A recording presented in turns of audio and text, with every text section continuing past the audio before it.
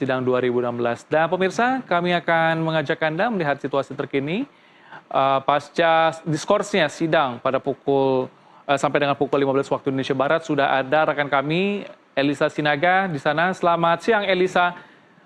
Apa informasi terbaru yang dapat Anda sampaikan?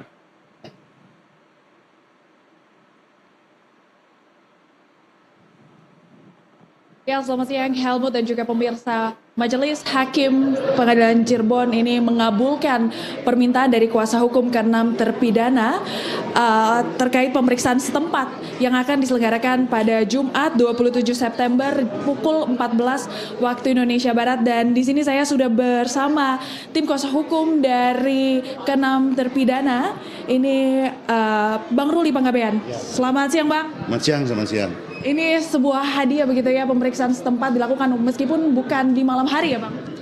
Ya, saya kira bukan hadiah lah ya, memang itu hal yang kalau menurut saya wajar untuk dikabulkan, karena kami dalam hal ini selain menganalisa putusan, juga kami punya keyakinan bahwa itu kecelakaan. Nah, masalahnya dalam kecelakaan ini belum pernah diuji gitu. Siapa yang melihat kecelakaan, jaraknya berapa meter, kemudian kami punya saksi-saksi, paling sedikit ada 3 saksi yang melihat itu kecelakaan. Dan kemudian juga kalau misalnya Dede dan Aep mengatakan bahwa dia melihat dari jarak 50 meter dalam putusan, saya sudah cek sendiri dan saya ukur sendiri itu 125 meter, tapi nantilah kita buktikan di sana. Baik, Bang. Terkait pemeriksaan setempat, apakah ada saksi ahli atau saksi fakta yang akan dihadirkan, Bang? Ya, tadi majelis mengatakan bahwa kita nggak boleh ada tanya jawab dan lain sebagainya, hanya melihat tempat ini maksudnya apa dan lain sebagainya gitu.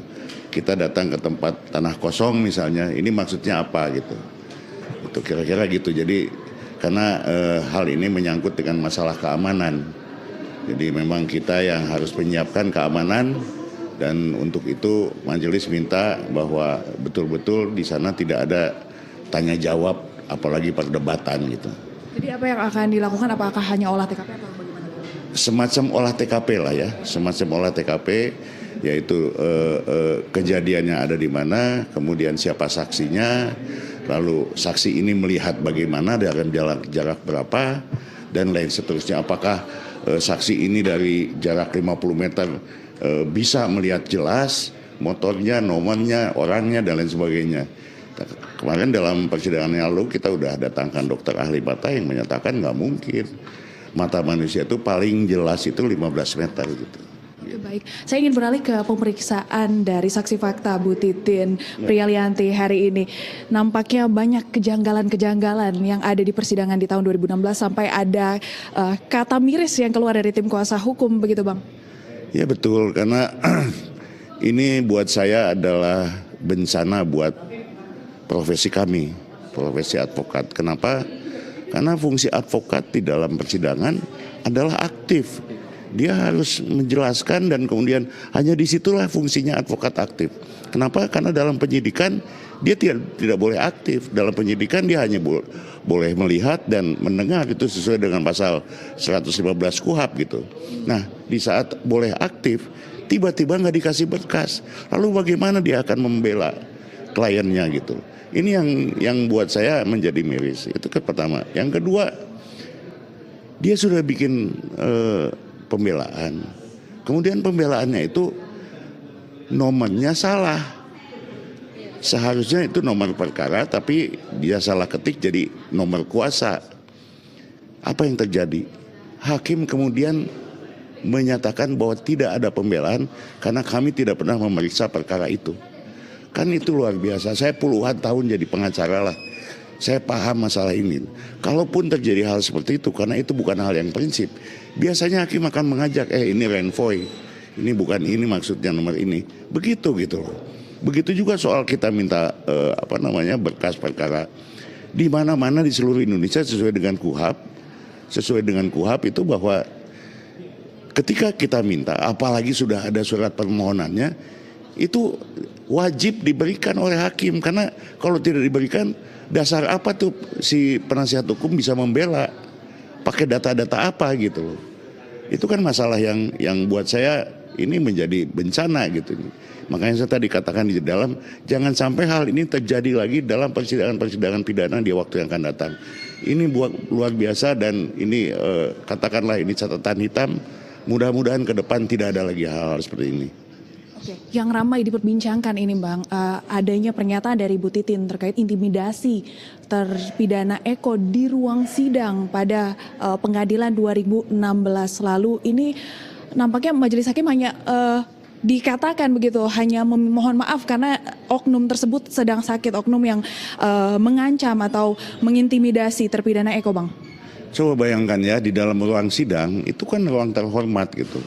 Suka tidak suka, kita harus menghargai ruang itu beserta dengan majelis. Coba tadi saksi Titin menyatakan bahwa dia tidak mau jadi saksi, kemudian dia ngebanting pintu.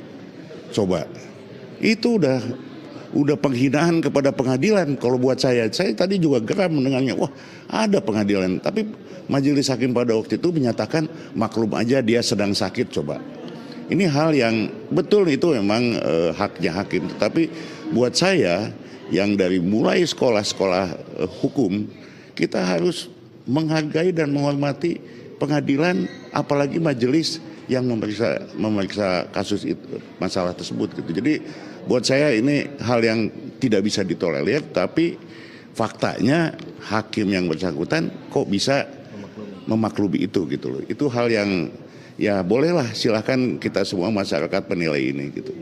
Intinya bahwa mudah-mudahan hal seperti ini, kolaborasi yang ada di antara penegak hukum ini ke depan jangan ada lagi lah. Udah cukup inilah, ini catatan hitam yang saya juga ingin mengkaji ini lebih dalam untuk kita saling mengkoreksi lah.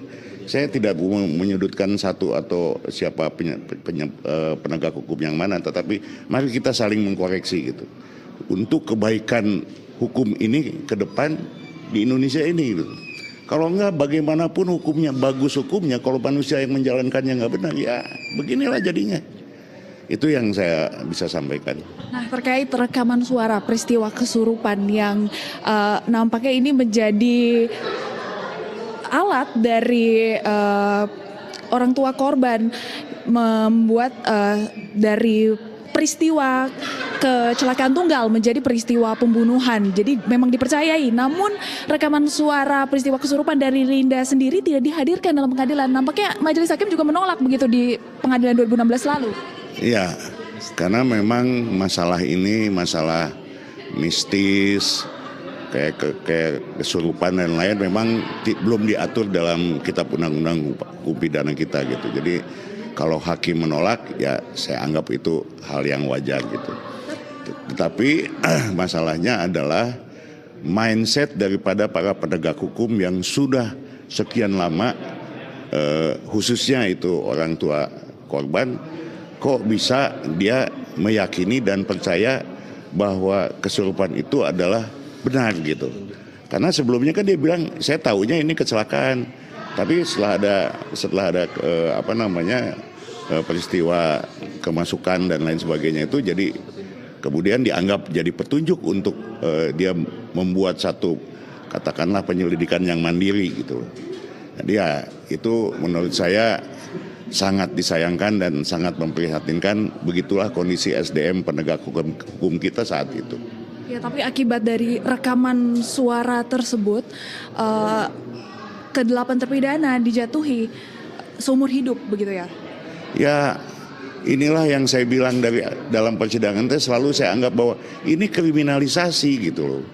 Kok kecelakaan bisa dijadikan petunjuk, dan kemudian di dalam fakta-fakta persidangan saya cuma melihat ada satu alat bukti, nggak ada alat buktinya cuma saksi ke saksi gitu loh. Nah, di dalam bukti forensik juga tidak menunjukkan bahwa itu ada tusukan, nggak ada tuh. Di bukti forensik nggak ada. Itu hanya meninggal karena luka yang kena benda tumpul yang tidak wajar kematiannya. Itu saja gitu. Jadi kemudian diasumsikan bahwa itu pembunuhan, ya dasarnya mana gitu. Karena dalam pembunuhan itu kan harus ada peristiwanya, Nah, di dalam dakwaan disebutkan ada tusuk menusuk. Tetapi setelah kita lihat di berita atau visum yang disampaikan oleh kejaksaan itu nggak ada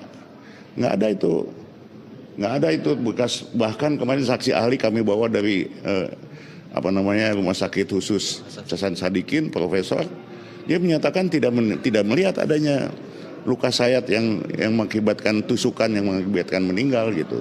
Yang ada adalah luka yang di belakang kepala itu saja. Banyaknya kejanggalan pada pengadilan di 2016 ini, apakah kuasa hukum akan menyelidiki siapa saja yang ada di dalam pengadilan 2016 dari oknum yang mengancam Eko dan juga majelis hakim begitu, Bang? Betul. Kami akan tuntaskan masalah ini. Yang pertama, kami akan selesaikan dulu PK ini beserta dengan saksi-saksinya. Yang kedua, kami akan melanjutkan dengan pengaduan laporan polisi yang sudah pernah kami lakukan terhadap Rudiana, terhadap Pasren dan anaknya, dan Eko juga gitu loh. Mungkin nanti ke depan makin ada lagi, setelah dari hasil persidangan ini banyak hal yang memang harus kita adukan. Ini mesti tuntas untuk apa? Bukan kita soal balas dendam, tapi ini pembelajaran buat kita. Mudah-mudahan ke depan tidak terjadi lagi hal itu saja gitu. Baik, terima kasih Bang Ruli Panggabean atas waktunya. Terima kasih ya. Yap, terima kasih Bang. Tetap semangat Bang mengawal kasus sampai menemui titik terang. Dan pemirsa, itu dia perbincangan dengan tim kuasa hukum dari para terpidana yakni Ruli Panggabean. Adapun sidang ini masih diskors pemirsa dan akan dilanjutkan pada pukul 15 waktu Indonesia Barat dengan agenda peninjauan kembali terdakwa Sudirman. Demikian informasi yang dapat saya sampaikan dari Pengadilan Negeri Cirebon. Helmut kembali ke studio. Baik, terima kasih jurnalis NTV Elisa Sinaga melaporkan langsung PN Cirebon, Jawa Barat. Selamat bertugas kembali. Dan pemirsa, kami akan kembali pada pukul 15 waktu Indonesia Barat dengan pembacaan permohonan terpidana Sudirman. Dan tetaplah bersama kami di Breaking News NTV.